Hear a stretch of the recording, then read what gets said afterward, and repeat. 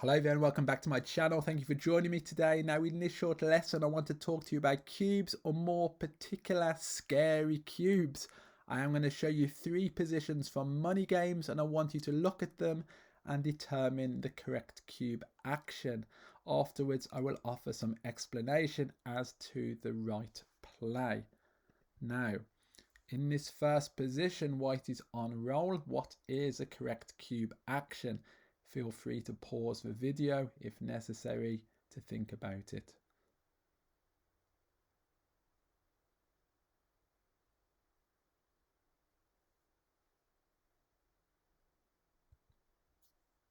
Now, I can tell you that this is a big double and an even bigger take. It would be a huge blunder to pass this cube as green.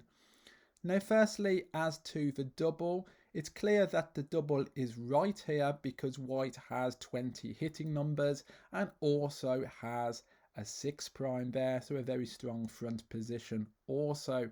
But what about the take? Now, of course, a lot of players would see how threatening this looks and drop the cube in a heartbeat, but as said, that would be a big blunder. So we know here that 20 numbers hit for white. Now that means that 16 numbers, the other 16 out of 36 rolls, would miss for white. And when missed, green has redouble potential, as can clear the blot on the point and is currently up in the race by 11 pips. Now, it is worth asking yourself anytime you determine whether to take a cube or not, will you be able to offer a redouble in the future? Now, that is certainly the case here.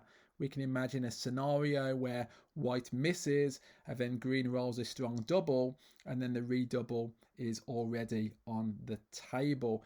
And even with some adjustments to this position, for instance, if we moved green's point from the 17 to the 14, or from their 8 point to their 11 point, then it would still be a take for green with only a 5 pip lead. However, if green's blot on the 11 point was on the 9 point, on white's 9 point, then it would be a pass, as that would lead to 24 hitting rolls for white. So 2/3 of the numbers would then hit. So there's a big difference between leaving 20 hitting numbers and 24 hitting numbers when it would become a pass. Now, a good rule is Wolsey's law. If as a doubler you are not sure whether your opponent has a take or a pass, then you should double and give them a headache and a tough decision. So this is a big double and it is also a big take. But like I said, people drop these cubes because they are scared of getting hit. But here, only 20 numbers out of 36 hit. So certainly take the cube. In the second position, again, white is on roll. What is the correct cube action?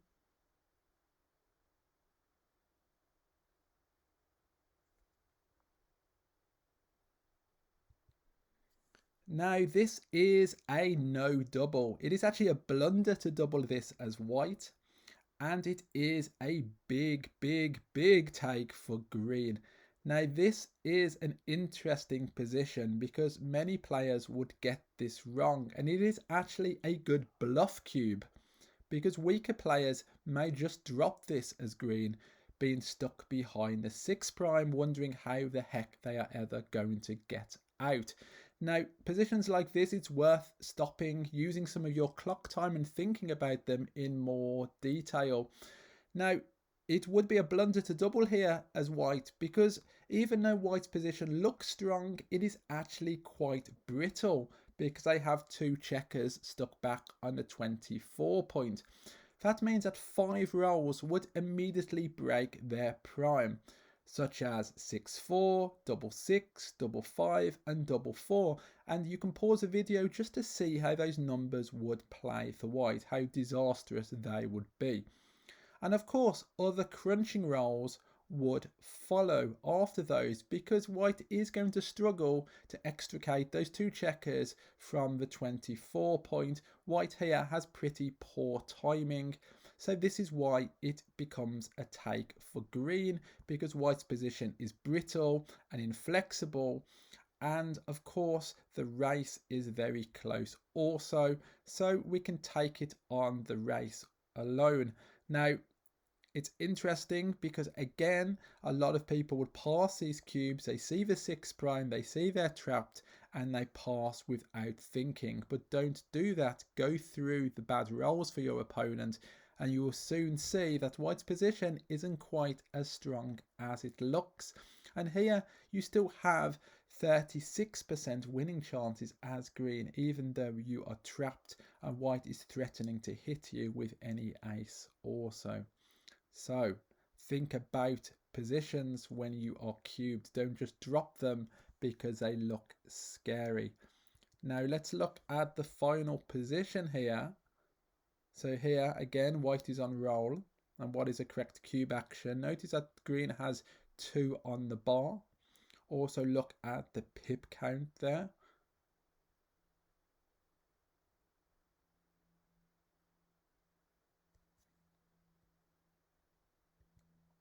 Now this is a big double, and again it is a big take.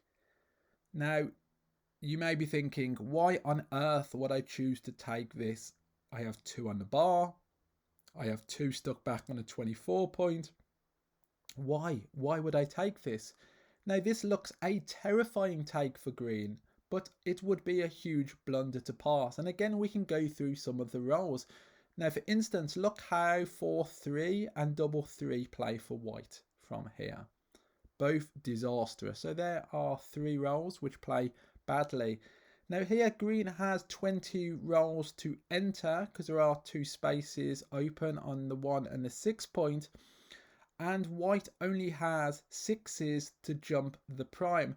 Now I can tell you that if green only had 1 on the bar, he would actually be 55% favourite to enter onto the 2 points of either the 1 or a 6 before white jumped the prime with a single 6. So we can know from that statistic, having 2 points open to having 1 number for our opponent, that we are 55% favourite to enter 1 checker. So that means that one of those checkers on the bar for green is definitely going to enter before white jumps to 6 prime, despite green not being on roll. And then that would mean that green would most likely enter the second checker before white has got fully around the board, and then green can play a containment game. Now even if white rolls a 6 here and jumps a prime, green still has winning chances of around 25% and can play a containment game, and also has a strong board, has a 5 prime, and white has a crunched front position. So adding these up, the bad rolls, the crunched position, the chances of entering quickly, the possibility to play a containment game and send white back, all of these lead to a strong take. It looks incredibly scary having 2 on the bar and 2 back, but white has a lot of work to do, and that is another tip. Ask yourself how much work your opponent has to do, and here white has to do a lot. He has 2 blots to bring around the board. One of them is trapped behind a 5 prime. We have opportunities to turn this game around, and that's why our winning chances are 43% for green. So you can see here it looks a hopeless position, but actually give it time and thought and you can see that this becomes a very big take. So there you are, 3 positions on scary cubes with some explanation. My main tip is stop and think about these when they come up. Don't have a knee-jerk reaction and just drop positions because they look threatening and scary. Stop and think about the outcomes and eventualities and bad rolls and turnarounds. Look forward into the future and that will help guide you to hopefully making a better decision. Thank you very much for watching. See you next Wednesday. Goodbye.